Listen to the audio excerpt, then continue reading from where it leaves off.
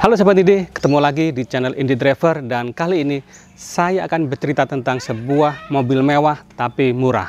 Nah, untuk memiliki sebuah mobil mewah yang nyaman, fiturnya lengkap dan memberikan prestis yang tinggi, biasanya kita harus menganggarkan dana yang cukup besar. Saat ini setidaknya ya antara 800 sampai di atas 1 miliar lah untuk mendapatkan mobil seperti itu.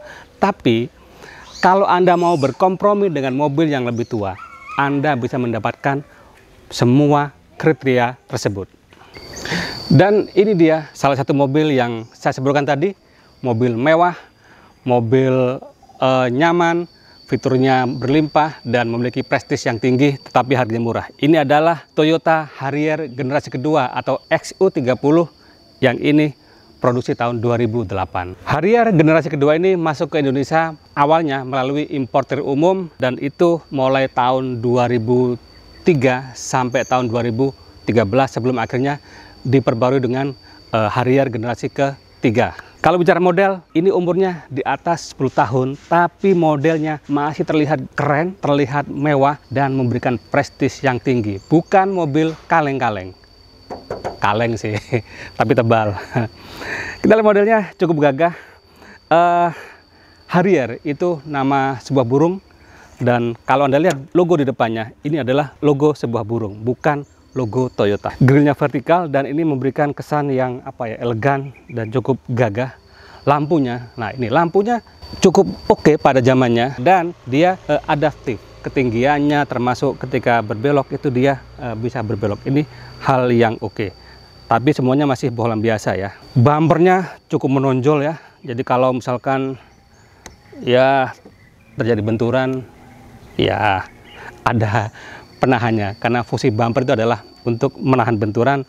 Fog lampnya seperti ini, bentuknya cukup manis. Harrier ini memiliki dua pilihan mesin. Ada yang 2400 cc, ada yang 3000 cc. Yang ini 2,4. Jadi cc-nya 2400 cc. Kita intip saja biar Anda mendapatkan gambaran. Ini ada hidrolik ya. Ini mesin 2,4 liter berkode 2AZFE yang mampu menghasilkan power 160 PS dan torsi maksimal 221 Nm. Dan mesin ini cukup bandel. Untuk BBM-nya bisa pakai Pertamax, bahkan bisa Pertalite juga. Apakah susah mendapatkan spare part dari Harrier ini? Enggak, karena ini mesin yang sama dengan Camry. Jadi spare partnya itu kompatibel. Anda bisa pakai spare part Camry di mesin Harrier ini. Kita kelilingi mobilnya. Ini kita lihat rodanya. Rodanya cukup besar ya.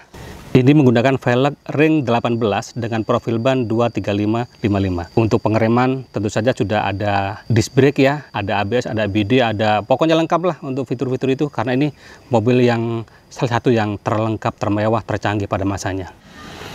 Ada spion untuk mantau roda depan. Spionnya seperti ini, ada lampu sennya, di sini juga ada. Cukup besar ya bodinya ya. Ground clearance juga cukup tinggi. Nah ini keren, garis-garisnya ini meruncing di depan, sangat meruncing di belakang. Terlihat sangat sangat streamline. Jadi terlihat sangat sporty. Dan ini listnya ini warnanya hitam, bukan chrome. Chrome-nya hanya di door trim, di handle pintu. Roda belakang, ini kita lihat, ini juga disc brake. Bagian belakang juga nggak kalah cantiknya. Ini mobil umurnya lebih dari 10 tahun, tapi modelnya itu masih kekinian, masih timeless, everlasting. Apapun bahasanya ini masih keren, masih kekinian dan masih tinggi prestisnya. Lampunya unik ya bentuknya ya, ada 3 bulatan dan di bawah juga ada lampu sen juga. Warnanya emang bening seperti ini. Bumper belakang juga cukup menonjol, sama seperti di depan. Ini untuk menahan benturan. Mufflernya seperti ini. Kita intip ruang bagasinya. Ini nggak terlalu besar, ini berat. Ini sebenarnya ini power back door. Tapi karena umurnya sudah tua ya, untuk membukanya itu nggak bisa, harus manual. Nih ruang bagasinya dibilang besar nggak juga, dibilang kecil nggak juga. Ini salah satu contoh kalau bawa kotak seperti ini, posisinya seperti ini. Ini ada speaker ya, ada subwoofer dari pemiliknya. Di sini ada cover di atasnya dan penyimpanan roda cadangan di bawah sini. Susah bukanya, nggak usah dibuka ya. Ini kita tarik ya. Nah, seperti ini. Nah, jadi kalau bawa barang tertutup. Untuk membukanya tinggal dilepas saja. Nah, ini backdoor, power backdoor. Nutupnya masih berfungsi.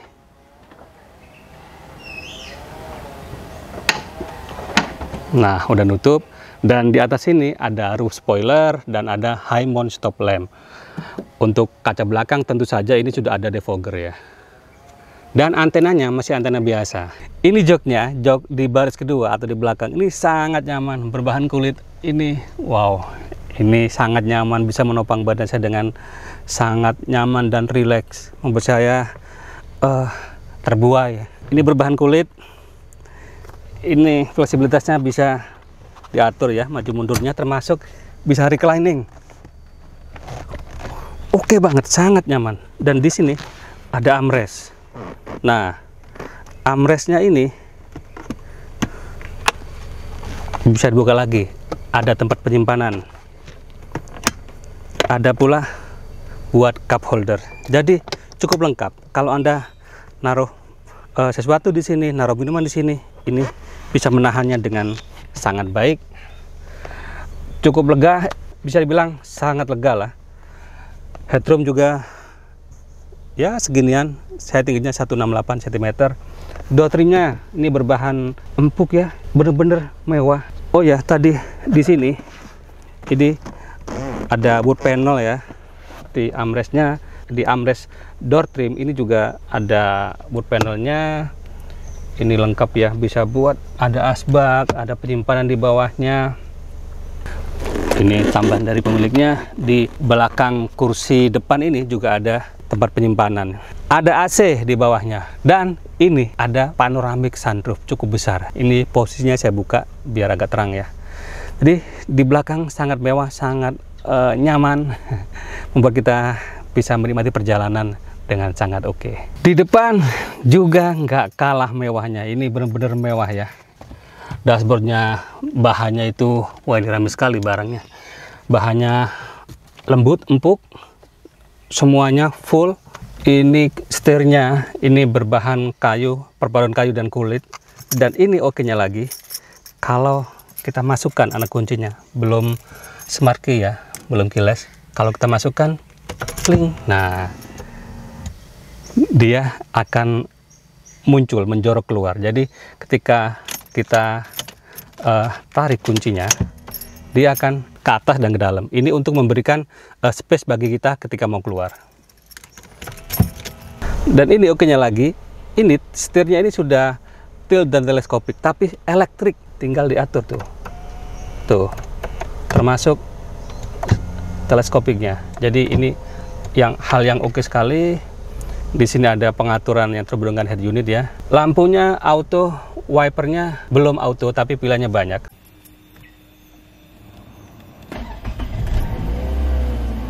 Cluster meternya atau speedometernya itu masih yang bulat-bulat ya. Tengah itu speedometer, ada odometer, di kiri itu tachometer, sebelah kanan informasi seperti BBM, suhu mesin, dan posisi persneling.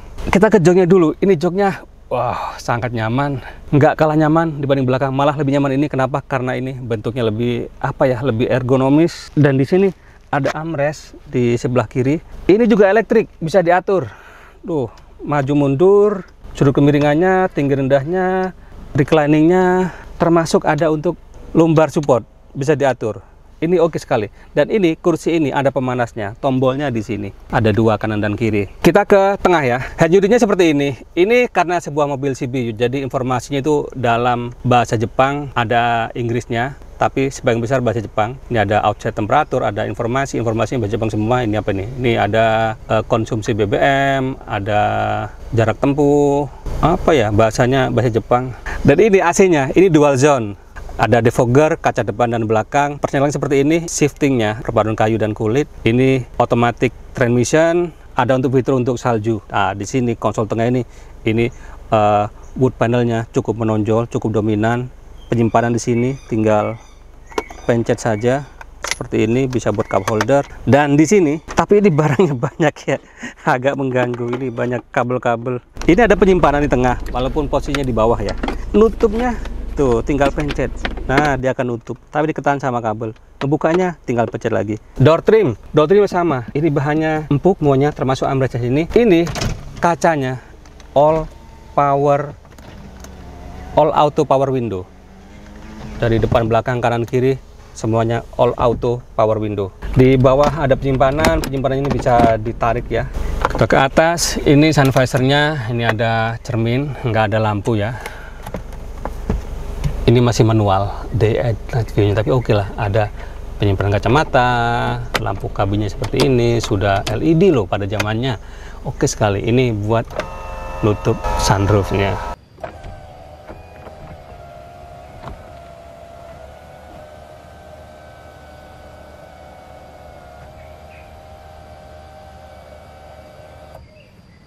Penyimpanan di sini juga ada soft opening, cukup besar juga. Jadi ini emang mobil yang sangat mewah, sangat memanjakan, sangat nyaman. Sekarang kita jalan untuk merasakan seperti apa mobil ini. Oh ya, satu hal, ini rem parkirnya itu push brake, bukan handbrake ya. Jadi tinggal dipencet di sini ya. Bismillahirrahmanirrahim.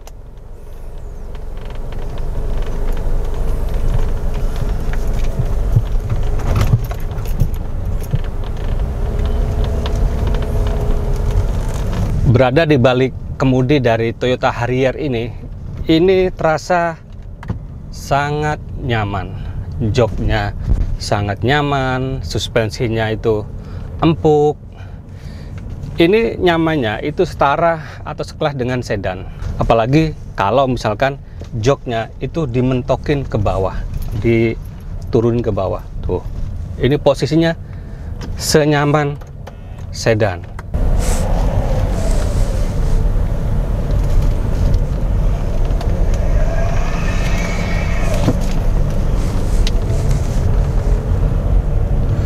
Selain mewah dan nyaman, mobil ini juga memberikan prestis yang cukup besar. Seperti yang saya bilang tadi, prestisnya tinggi, walaupun ini adalah mobil yang umurnya lebih dari 10 tahun. Dan harganya pun itu sangat murah. Untuk Harrier generasi kedua ini harganya antara 100 sampai di bawah 200 juta rupiah. Murah kan? Tapi ada harga yang harus dibayar. Apa itu? Tentu saja sudah ada spare part yang sudah mulai harus diganti, dan itu cukup mahal. Suspensinya biasanya umur 10 tahun itu harus peremajaan, itu juga nggak murah, dan spare part yang lainnya. Plus pajaknya itu juga mahal. Pajaknya ini di kisaran 8,5 juta per tahunnya. Selain mahal di pajak dan perawatan, BBM-nya itu juga boros. Di dalam kota itu di kisaran ya 6 sampai 7 km per liternya. Kalau Anda misalkan kakinya S3 itu bisa ya 18 bisa. Sedangkan di luar kota itu di kisaran 13 sampai 14 km per liternya. Tapi saya rasa untuk harga segitu cukup murah, pajak mahal, perawatan mahal, BBM boros, itu sebanding lah dengan kenyamanan dan prestisnya. Sekarang saya berada di jalanan yang cukup sepi, banyak kelokannya, ada tanjakan turunannya yang menggambarkan atau mirip lah dengan jalan di luar kota yang lancar. Ini kita bisa menguji performa dan handling dari mobil ini, tapi nggak terlalu kenceng ya.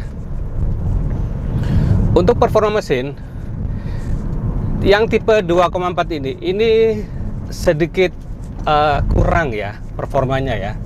Jadi kalau mau berakselerasi itu tidak responsif. Tapi begitu sudah di putaran menengah itu udah lumayan lah ya. Tapi kalau Anda misalkan ingin Harrier yang lebih bagus performa mesinnya atau tenaganya, Anda bisa pilih yang mesin 3000 cc. Itu lebih bagus performanya dan tentunya sedikit lebih mewah. Dan walaupun mobil ini ukurannya besar, bobotnya cukup berat ya, bukan cukup, memang berat, tapi handlingnya ini oke. Setirnya ini sedikit berat, jadi apa ya, nggak terlalu enteng. Ya berat itu menurut saya sih enak ya, jadi nggak terlalu itulah, nggak terlalu liar. Ini kita coba agak kenceng di belokan. Oh, body rollnya berasa karena secara ukuran memang ini besar. Jadi kalau berbelok tuh ada energi yang terbuang ke belakang pojok ya, pojok berlawanan dari arah belok. Nah ini dia. Tapi overall sih ini mobil yang enak, mobil yang nyaman, mobil yang bisa memberikan prestis yang lebih tinggi. Bahkan kalau dibandingkan misalkan Anda pakai mobil-mobil yang baru harganya di bawah 500 juta, ini menurut saya itu lebih tinggi gengsi dan prestisnya. Kita tes lagi di jalanan yang agak berbelok ya, body rollnya cukup berasa, padahal ini jalan cuman di bawah 60 km per jam, itu cukup berasa, apalagi kalau kecepatannya lebih tinggi akan lebih berasa. Dan demikian saja Sobat Indi, review kali ini tentang Toyota Harrier generasi kedua tahun 2008. Jika ada masukan, ada komentar, ada kritikan juga boleh, silahkan tulis di kolom komentar. Dan satu lagi, bagi Anda yang belum subscribe, ayo subscribe agar Anda nggak ketinggalan informasi dari channel Indie Driver, sekaligus membantu channel ini agar semakin berkembang, sehingga bisa menghasilkan konten yang lebih berkualitas, lebih informatif, dan tetap independen. Sampai ketemu di vlog selanjutnya.